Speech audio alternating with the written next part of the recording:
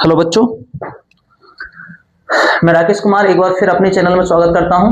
और हाँ देखो भाई, जो मैं आपको कंटेंट दे रहा हूं आप उसको थोड़ा सा प्यार दर्शाने की भी कोशिश करें और हमारे चैनल को शेयर करें, अपने स्टेटस पर लगाएं और ज़्यादा से ज़्यादा सब्सक्राइबर करने की कोशिश करें, जिससे कि आगे आने वाली जो परीक्षाएं होंगी, एक तो बोर्ड की परीक्षाएं हैं और इससे आने वाली कंपटीशन, जितनी भी कंपटीशन से संबंधित परीक्षाएं होंगी उसमें मैं आपको बहुत अच्छे कंटेंट्स देने वाला हूं और बहुत अच्छी इन्फॉर्मेशन देने वाला हूं।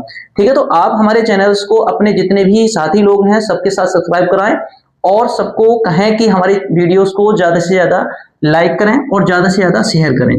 ठीक है, बिना समय व्यतीत किए अपने एक बहुत अच्छे टॉपिक की ओर हम चले हैं, जो कि आपके बोर्ड एग्जाम में ज्यादातर चांस होते हैं कि क्वेश्चंस आएगा ही आएगा और हर बार ही क्वेश्चंस पूछा भी जाता है। ये इसकी बहुत फेमस रिएक्शन होती है कि SN1 अभिक्रिया और SN2 अभिक्रिया को समझाइए।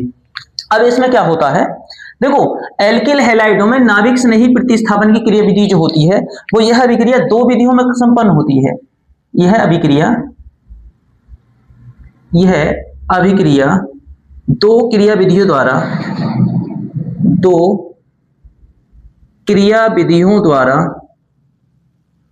संपन्न होती है।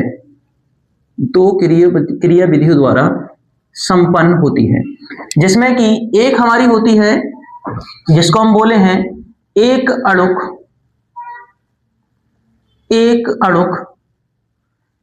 अणुक को बोलेंगे इसको SN1 क्रिया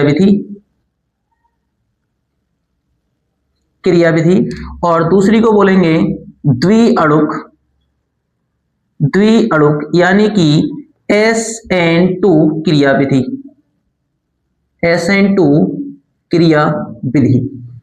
ठीक है, अब कंडीशंस क्या होती है सर, एक अणुक और द्विअणुक क्रिया विधि क्या होती है? देखो बहुत ही आसान सी बात है कि ये एल्किल हैलाइडों में होती हैं और एल्किल हैलाइड का मतलब है कि कोई भी एल्किल समूह किसी भी हैलोजन के साथ जुड़ा हुआ हो, यानी कि एल्किल समूह CH3 भी हो सकता है, C2H5 भी हो सकता है, हैलोजन में क्लोरीन भी हो सकता है, ब्रोमीन भी हो सकता है, आयोडीन भी हो सकता है।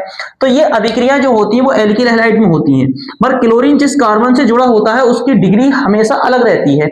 1 डिग्री भी हो सकती है, 2 डिग्री भी हो सकती है, 3 डिग्री भी हो सकती है, मगर अलग अलग डिग्री की क्रिया विधियों में इसकी अलग अलग ही रिएक्शंस होती हैं। जैसे कि अब हमारे पास दो रिएक्शंस हैं क्रिया नाभिक स्नेही प्रतिस्थापन के लिए, एक तो SN1 अभिक्रिया है और एक आपकी SN2, दो क्रिया विधि द्वारा संपन्न होती है ये। अब कंडीशन ये आती है कि एक अणुक में क्या होता है और द्विअणुक में क्या होता है। दोनों अभिक्रिया को समझेंगे। जरा पहले हम हेडिंग डालेंगे, क्या हमारी पहली हेडिंग होगी एक अणुक यानी कि SN1 अभिक्रिया, यानी कि SN1 क्रिया विधि कह सकते हैं या फिर SN1 अभिक्रिया कह सकते हैं। पेपर में पूछा जाता है कि SN1 अभिक्रिया क्या होती है, SN2 अभिक्रिया क्या होती है, इसको कैसे व्यतीत करेंगे, कितने पदों में होती है, क्रियाशीलता का क्रम क्या होता है, सब बात पर चर्चा करेंगे। ठीक है नहीं, तो लिखेंगे इसमें कि यह अभिक्रिया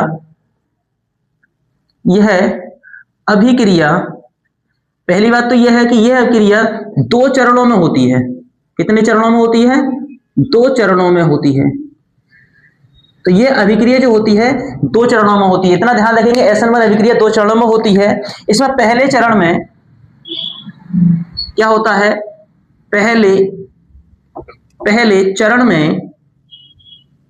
पहले चरण में एल्किल हैलाइड कह सकते हैं या फिर RX बंध कहते हैं। RX बंध का विदलन होता है। RX बंध का विदलन होता है। विदलन का मतलब पहले एल्किल हैलाइड टूटेगा और जैसे ही एल्किल हैलाइड टूटता है तुरंत कार्बोकैटायन बना लेता है। क्या बना लेता है? कार्बोकैटायन बनाता है और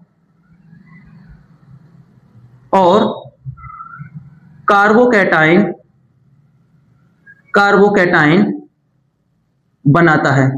अब जो कार्बोकैटायन बन गया क्या करेगा, अब ये किसी न्यूक्लियोफिलिक समूह के अंतर्गत क्या करेगा, क्रिया करेगा। क्या करेगा? कार्बोकैटायन बनाता है। फिर क्या होता है, दूसरे चरण में क्या करता है, दूसरे चरण में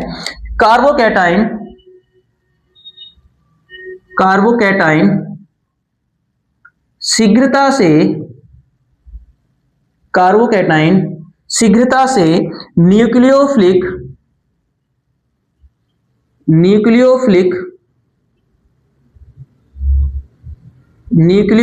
अभिकर्मक से क्या हो जाता है, संयुक्त हो जाता है। न्यूक्लियोफिलिक अभिकर्मक से संयुक्त हो जाता है, और संयुक्त होने के बाद क्या बनाता है? एक उत्पाद बनाता है। क्या बनाता है? उत्पाद बनाता है। कैसे? देखो, बहुत बेहतरीन सी बात है। जैसे हमने मान लो एक कंपाउंड लिया और हमने ये 3 डिग्री लिया, 3 डिग्री के लिए इस पर ही बात करेंगे। मान लो ये कंपाउंड लिया और जैसे ही इसको रिएक्शंस कराएंगे तो ये स्लो तरीके से क्या करेगा? इस एल्किल हैलाइड का विदलन करेगा, और एल्किल हैलाइड का विदलन करने पर क्या बनाएगा? कार्बोधन आयन। और क्या करेगा? यहां से हैलोजन समूह यानी कि Br समूह क्या हो जाएगा? अलग हो जाएगा। अब ये कार्बोकैटायन क्या होगा? दूसरे चरण में कार्बोकैटायन दूसरे चरण में किसी भी न्यूक्लियोफिलिक समूह के साथ तेजी से क्या होगा? बहुत शीघ्रता से क्या होगा? संयुक्त कर लेगा। क्या कर लेगा? समूह को संयुक्त कर लेगा, और जैसे ही संयुक्त करेगा, और संयुक्त करने के बाद एक नया कंपाउंड बनाएगा जिसे हम कहते हैं उत्पाद, या फिर कहते हैं हम इसको अल्कोहल। और कौन सा होगा? ये 3 डिग्री होगा, क्योंकि कार्बन भी कितना लिया हमने? 3 डिग्री की। OH समूह 3 डिग्री कार्बन से जुड़ा हुआ है। तो ठीक है, तो ये अभिक्रिया जो होती है 3 डिग्री कार्बन के साथ बहुत शीघ्र, बहुत तेज होती है और बहुत क्रियाशील होती है, क्योंकि SN1 की ये अपनी एक प्रॉपर्टी होती है कि ये जितनी भी आपकी डिग्री कार्बन की है बढ़ती जाएगी, इंक्रीज होगी। कार्बन की जितनी भी डिग्री इंक्रीज होगी उनकी क्रियाशीलता उतनी ही अधिक होगी। ठीक है, मैं चाहता तो यहाँ पर 2 डिग्री कार्बन भी ले सकता था, मगर तब भी रिएक्शन हो जाती। परफेक्ट रिएक्शन जो होती है अभिक्रियाशीलता के साथ वो होती है आपकी SN1 अभिक्रिया 3 डिग्री कार्बन पर। क्लियर है? दूसरी चीज सुनते हैं, ये तो होती है हमारी SN1 अभिक्रिया। क्या होती है? SN1 अभिक्रिया। अगर समझ में नहीं आए तुरंत कमेंट कर देना कि यहां पर ये दिक्कत है, मैं इसको दोबारा रिपीट कर दूंगा इसके लिए। दूसरी रिएक्शन होती है SN2 अभिक्रिया। पहली अभिक्रिया सबके समझ में आ गई। पहली अभिक्रिया क्या है? दूसरी अभिक्रिया पर बात करेंगे। दूसरी अभिक्रिया SN2 अभिक्रिया होती है। ठीक है, दूसरी अभिक्रिया होगी, हेडिंग डाल देंगे, द्विअणुक, जिसको हम बोलेंगे SN2 क्रियाविधि।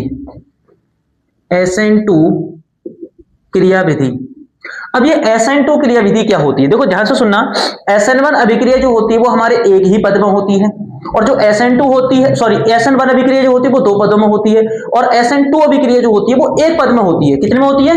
1 पद में होती है। ठीक है, इस बात के विशेष ध्यान रखेंगे, और उनकी क्रियाशीलता भी डिपेंड करेंगे, किसकी क्रियाशीलता कब घटती है और कब बढ़ती है। तो सबसे पहला पॉइंट तो यही आ जाएगा, क्या ये अभिक्रिया, यह अभिक्रिया कितने पदों में होती है? एक ही पद में होती है। एक ही पद में होती है, यानी कि एक ही पद में होती है कह सकते हैं, या एक ही चरण में संपन्न होती है। पहले संक्रमण संकुल बनता है। इसमें क्या होता है? पहले संक्रमण संकुल बनता है। पहले संक्रमण संकुल बनता है। पहले संक्रमण संकुल बनता है जो शीघ्र ही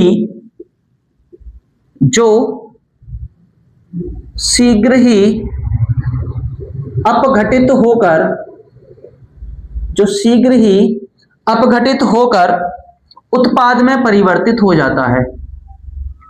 उत्पाद में परिवर्तित हो जाता है। तो क्या करते हैं? यह अभिक्रिया एक पद में संपन्न होती है। पहले इसमें संक्रमण संकुल बनता है जो शीघ्र ही अपघटित हो जाता है, और क्या बनाता है? उत्पाद बनाता है। कौन सा उत्पाद बनाएगा? देखेंगे। देखो इसकी वैसे रिएक्शंस तो बहुत बड़ी है, या कह सकते हैं इसकी थ्योरी बहुत ज्यादा है, बस मैं आपको एक शॉर्ट तरीके से समझाने की कोशिश कर रहा हूं जो आपको आसानी से याद हो जाए। ठीक है, देखो क्या होती है, जैसे मान लो हमने कोई भी समूह लिया, न्यूक्लियोफिलिक समूह, और इसके साथ हमने लिया क्या? कोई भी एल्किल हैलाइड लिया हमने, और ये एल्किल हैलाइड क्या करेगा? पहले संक्रमण संकुल बनाएगा। पहले क्या बनाएगा? संक्रमण संकुल। कंडीशन क्या होता है कि जब ये OH समूह है, इस क्या करेगा? एल्किल समूह पर अटैक करेगा, और जैसे इस पर अटैक करेगा तो इसका बॉन्ड तो किसके पास है? एक कार्बोधनाइन, अगर ये चला जाता तो इस कार्बोधनाइन होता, पर इसके साथ कौन है, हेलोजेंस। तो ये हेलोजेंस क्या होगा, यहां से हेलोजेंस जाएगा तभी तो जाकर के OH समूह पे स्थापित होगा। तो ये प्रतिस्थापन जो अभिक्रिया होगी, तो ये हेलोजेंस यहाँ पे क्या करेगा, यहाँ से इसका विकलन कर देगा, भगा देगा यहाँ से, और जैसे ही भागेगा तो जो समूह इसके आने की प्रतिक्रिया है एल्किल समूह के साथ हेलोजेंस की, तो इसकी जो बीच की परावस्था होती है इसको ही हम कहते हैं संक्रमण संकुल। क्या कहते हैं इसको, संक्रमण संकुल।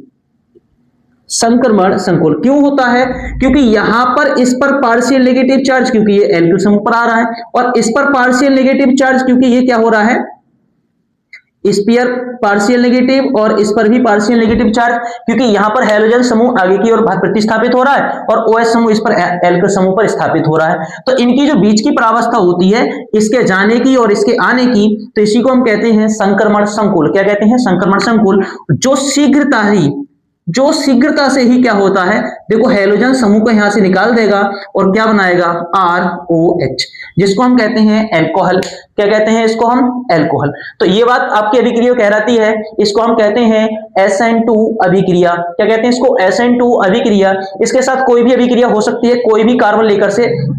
अब इसमें एक बात और काम की बात सुनो कि सर इसमें हम 1 डिग्री, आपने पिछले जो SN1 कराया था, SN1 में आपने 3 डिग्री कार्बन लिया था, इसमें 1 डिग्री लें या 2 डिग्री लें।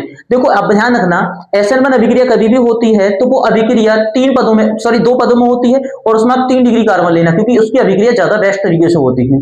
जबकि द्विआण्विक में यानी कि SN2 में आप जो लेंगे इसमें 1 डिग्री कार्बन लेना, क्योंकि उसमें अभिक्रिया 1 डिग्री ज्यादा बेहतर होती है। उसका कारण क्या है, 3 डिग्री कार्बन वाले की क्रियाशीलता SN1 में सबसे सर्वाधिक होती है, जबकि 3 डिग्री वाले की SN2 में कम होती है।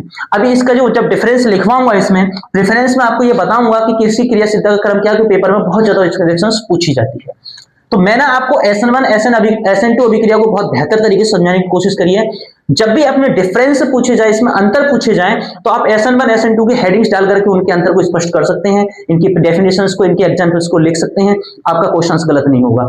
हाँ, अगर आपसे पूछते हैं कि क्रिया विधि को समझाइए या कहता है इसके एग्जाम्पल दीजिए या फिर इनके कौन कौन सी क्रियाधार हो सकता है, तो इस काम करूंगा मैं नेक्स्ट वीडियो में आपको उनके अंतर स्पष्ट करके दूंगा आपको कि कौन कौन से अंतर हो सकते हैं। ठीक है, तो इस अभिक्रिया में, इस लेसन में मैंने आपको ये वाली बात समझाई कि एल्किल, ये पहला ही लेसन है आपका ऑर्गेनिक का पहला ही चैप्टर है कौन सा आपका, एल्किल हैलाइड या हेलो एल्केन। तो उसमें ही आपको इस SN1 SN2 अभिक्रिया को देखने को मिलेगा, पेपर में 100% पूछी जाती है ये, आप इसको हल्के में ना लें, ठीक है नहीं। तो आज मैं इस क्लास को यहीं पे स्टॉप कर रहा हूं, नेक्स्ट वीडियो में आपको जो डालूंगा, तो नेक्स्ट वीडियो में आपकी क्लास जो होगी वो इसकी दोनों अभिक्रियाओं की अंतर की होगी। ठीक है, तो मिलते हैं नेक्स्ट क्लास में, और हमारे चैनल के साथ बने रहें, ज्यादा से ज्यादा शेयर करें। ठीक है, आपको बहुत बेहतरीन टॉपिक कराऊंगा, ये इसका भी बचा हुआ टॉपिक अगली क्लास में कराऊंगा। तब तक के लिए ठीक है, बाय।